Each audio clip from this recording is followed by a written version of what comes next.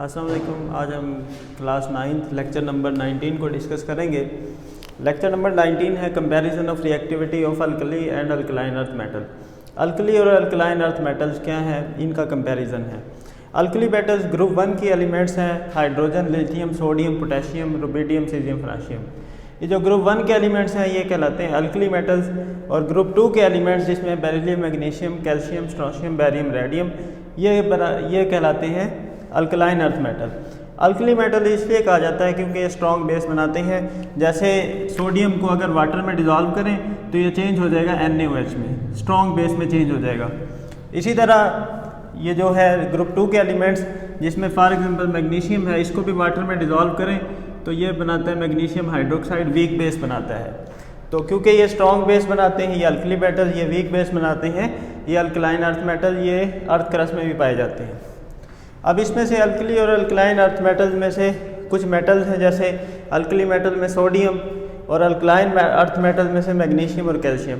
इनका कंपैरिजन देखते हैं। सबसे पहले अपीयरेंस में है सोडियम मेटल जो कि सिल्वरी वाइट कलर की होती है और मेटालिक क्लस्टर बनाती है, यानी चमकदार सरफेस अपीयर होती है। इसके बाद ये सॉफ्ट होती है, इसको हम छुरी से भी काट सकते हैं, it is cut with knife. Magnesium ये सिल्वरी वाइट, ये भी सिल्वरी वाइट है मगर ये हार्ड होती है। और कैल्शियम ये सिल्वरी ग्रे है, ये सबसे ज़्यादा हार्डर होती है। ये मेटल की हार्डनेस डिपेंड करती है नंबर ऑफ़ वैलेंस इलेक्ट्रॉन पर। अगर नंबर ऑफ़ वैलेंस इलेक्ट्रॉन ज़्यादा होंगे तो मेटल हार्ड होगी। सेकंड है एटॉमिक साइज़, आयनिक साइज़।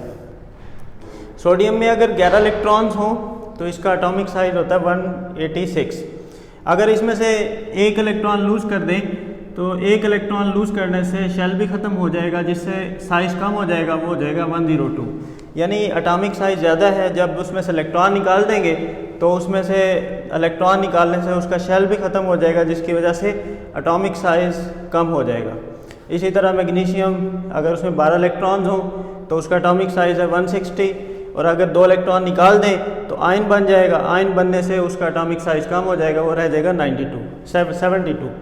इसी तरह कैल्शियम अगर उसमें 20 इलेक्ट्रॉन्स हों तो उसका एटॉमिक साइज़ है 197। अगर उसमें से 2 इलेक्ट्रॉन निकाल दें तो उसका एटॉमिक साइज़ रह जाएगा 99। इसी तरह डेंसिटी, सोडियम की डेंसिटी 0.98 है जो कि वाटर से कम है। वाटर की डेंसिटी होती है 1, वाटर की डेंसिटी होती है 1.00 ग्राम पर सेंटीमीटर क्यूब। सोडियम की डेंसिटी वाटर से कम होती है, इसीलिए सोडियम वाटर के ऊपर फ्लोट करता है। इसी तरह मैग्नीशियम और कैल्शियम की डेंसिटी वाटर से ज़्यादा होती है। इसी तरह मैलिएबिलिटी, सारे के सारे मेटल मैलिएबल भी होते हैं, यानी इनको मैलिएबिलिटी का मतलब मेटल को शीट में चेंज कर सकते हैं, और डक्टिलिटी का मतलब मेटल को वायर में चेंज कर सकते हैं। तो सारी की सारी मेटल्स मैलिएबल भी होती हैं, डक्टाइल भी होती हैं। इसी तरह कंडक्टिविटी, सारी की सारी मेटल्स चाहे वो सोडियम, मैग्नीशियम या कैल्शियम या और कोई भी हो अल्कली अल्कलाइन अर्थ मेटल में से, सब good conductor of heat and electricity. उसके बाद है मेल्टिंग पॉइंट। सोडियम का मेल्टिंग पॉइंट 97 जो कि कम होता है, इसमें वीक मेटालिक बॉन्डिंग है। इसी तरह मैग्नीशियम और कैल्शियम का मेल्टिंग पॉइंट ज़्यादा है क्योंकि इसमें स्ट्रॉन्ग मेटालिक बॉन्डिंग है। इसी तरह बॉइलिंग पॉइंट देखें तो सोडियम का बॉइलिंग पॉइंट है 883, इसी तरह मैग्नीशियम 1090 और कैल्शियम है 1484। इसी तरह आयनाइजेशन एनर्जी, सोडियम में वीक मेटालिक बॉन्डिंग है तो उसमें से इलेक्ट्रॉन निकालने के लिए हमें कम एनर्जी चाहिए होती है जो कि है 496 किलो जूल। जबकि मैग्नीशियम में लास्ट शेल में 2 इलेक्ट्रॉन्स होते हैं। अगर पहला इलेक्ट्रॉन निकालें तो उसके लिए 738 किलो जूल एनर्जी चाहिए होगी, दूसरा इलेक्ट्रॉन निकालें तो उसके लिए 1450। इसी तरह कैल्शियम में भी 2 इलेक्ट्रॉन होते हैं। फर्स्ट इलेक्ट्रॉन निकालने के लिए 590 और सेकंड इलेक्ट्रॉन निकालने के लिए 1145 किलो जूल एनर्जी चाहिए होती है।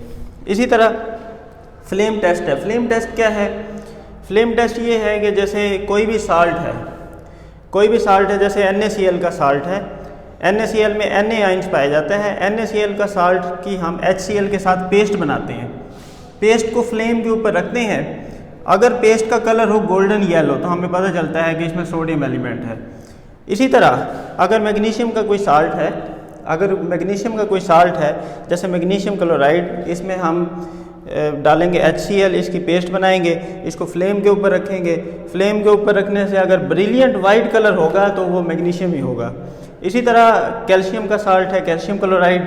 कैल्शियम क्लोराइड में HCl डालेंगे तो उसकी पेस्ट बनाएंगे। पेस्ट बनाने के बाद उसको फ्लेम के ऊपर रखेंगे। अगर ब्रिक रेड कलर होगा तो कैल्शियम प्रेजेंट होगा। तो इसमें से जो याद करने की चीज़ें हैं जो ज़्यादातर MCQs में पूछे जाते हैं, atomic size, relative density, melting point, boiling point, ionisation energy and flame in air, ये ज़्यादातर MCQs में पूछे जाते हैं। उसके बाद ग्रुप 1 और ग्रुप 2 एलिमेंट्स का कंपैरिजन देख लेते हैं। ग्रुप 1 एलिमेंट्स कहलाते हैं अल्कली मेटल्स, ग्रुप 2 एलिमेंट्स कहलाते हैं अल्कलाइन अर्थ मेटल। ग्रुप 1 की जो कॉन्फ़िगरेशन है NS1, यानी इनके लास्ट शेल में 1 इलेक्ट्रॉन है। ग्रुप 2 एलिमेंट्स इनके लास्ट शेल में 2 इलेक्ट्रॉन है। ग्रुप 1 के लास्ट शेल में क्योंकि 1 इलेक्ट्रॉन है तो 1 इलेक्ट्रॉन लूज करेंगे तो +1 ऑक्सीडेशन स्टेट होगी। ग्रुप 2 के लास्ट में 2 इलेक्ट्रॉन है तो 2 इलेक्ट्रॉन लूज करेंगे तो +2 ऑक्सीडेशन स्टेट होगी।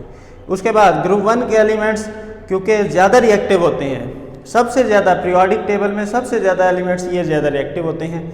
और इसी तरह ग्रुप 2 के एलिमेंट्स ये ग्रुप 1 से थोड़ा कम रिएक्टिव होते हैं। Thank you.